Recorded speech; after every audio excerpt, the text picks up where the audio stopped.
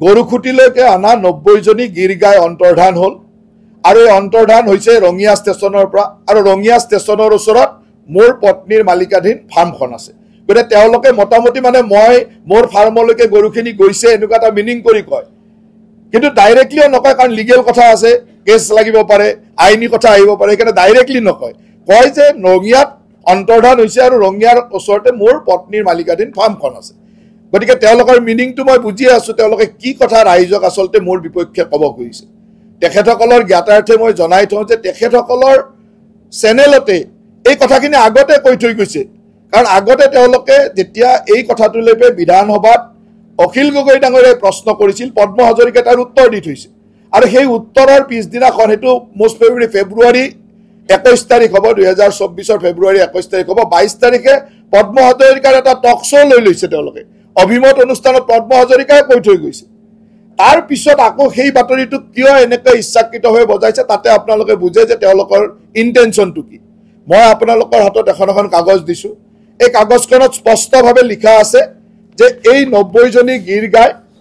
কাক দিয়া হৈছিল আৰু কোনে কোনে লৈছিলে নিও 90 জনী গিৰ গাই ইয়াত আপোনালোকৰ 9 জন মানুহৰ নাম লিখা আছে আপোনালোকে সকলোৱে পাইছে এইখন আৰু এই 90 জনী গিৰ গাই কোনো ফ্ৰী লোৱা নাই সকলোৱে কিনি লৈছে গৰুখুটি প্ৰকল্পলৈকে 300 গিৰ গাই আহিছিল এই 300 গিৰ গাই 90 জনী গিৰ গাই তেওঁলোকৰ সিদ্ধান্ত মৰ্মে কাৰণ সেই সময়ত তেওঁলোকৰ ইমান গৰু ৰাখিব পৰা গোহালি প্ৰস্তুত হোৱা নাছিল সেইকাৰণে কোনোবাই যদি নিব বিচাৰে উচিত মূল্য দি পেলাই নিব পাৰে বুলি তেওঁলোকে কৈছিল আৰু সেই সময়ত মোৰ ফাৰ্মলৈকেও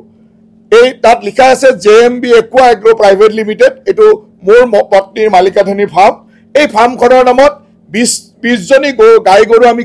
কিনি লৈছিলো আৰু তাৰ কাৰণে 13,20,000 টকা পেমেন্ট কৰিছিল আৰু পেমেন্ট কৰা যিখন বেংকৰ ৰচিদ সেইখনো আপোনালোকক বেকফালে দি দিছো বেংকৰ জৰিয়তে পেমেন্ট কৰিছো গৰুখুটি প্ৰকল্পত এই এনডিডিবি জৰিয়তে গৰুখিনি আহিছিল আৰু এই বেংকত 13,20,000 টকা পেমেন্ট কৰা ৰচিদখনো মই দি দিছো আৰু সকলোৱে তেনেকৈ পেমেন্ট কৰিছে আৰু টোটেল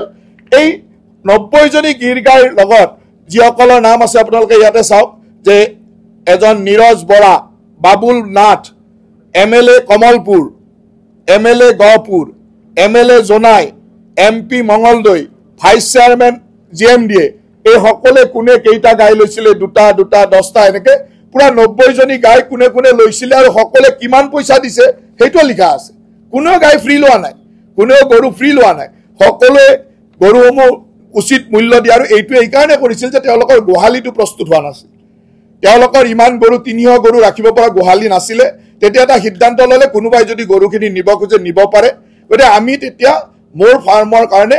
মোৰ পত্নীৰ মালিকাধীন ফাৰ্মৰ কাৰণে 13,20,000 টকা দি 20 জনী গাই কিনি লৈ গৈছিল এতিয়া এই ঘটনাটোকে তেওঁলোকে এনেকৈ এটা বজাব আৰম্ভ কৰিলে যেন অন্তৰ্ধান হ'ল মোৰ ফাৰ্মলৈ গুচি গ'ল মোৰ ফাৰ্মত মানে ডাঙৰ কেলেংকাৰী হ'ল এনেকুৱা ইন্টেনশনাল কথাবিলাক ক'ব নাপায় তেখেতসকলৰ টক শ্ব'তে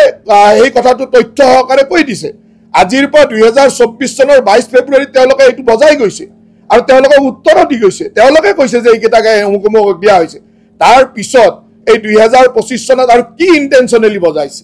কি উদ্দেশ্য আৰু কংগ্ৰেছ দলৰ লগত তেওঁলোকৰ কি হনাপিটিকা কি উদ্দেশ্যৰে বজালে এইটো তেওঁলোকে প্ৰচাৰ কৰক যে কি উদ্দেশ্যৰে বজাইছে গতিকে মই স্পষ্টতাৰে কৈ দিছো যে এই 90 জনী গিৰ গাই সকলোৱে কিনি লৈছিল আৰু ময়ো তাৰ ভিতৰৰ মোৰ ফাৰ্মখনো তাৰ ভিতৰৰ এখন মোৰ কোম্পানী মোৰ পত্নীৰ মালিকাধীন ফাৰ্মখনে 20 জনী গাই 13,20,000 টকাত কিনিছিল গতিকে এইটো স্পষ্ট কথা ইয়াত আৰু কি বিতৰ্ক কৰিব আছে ইয়াত কি ক্ৰাইম কৰিলো মই বা মোৰ পত্নীয়ে কি ক্ৰাইম কৰিলে যে এই ধৰণৰ নিউজ বজাব লাগে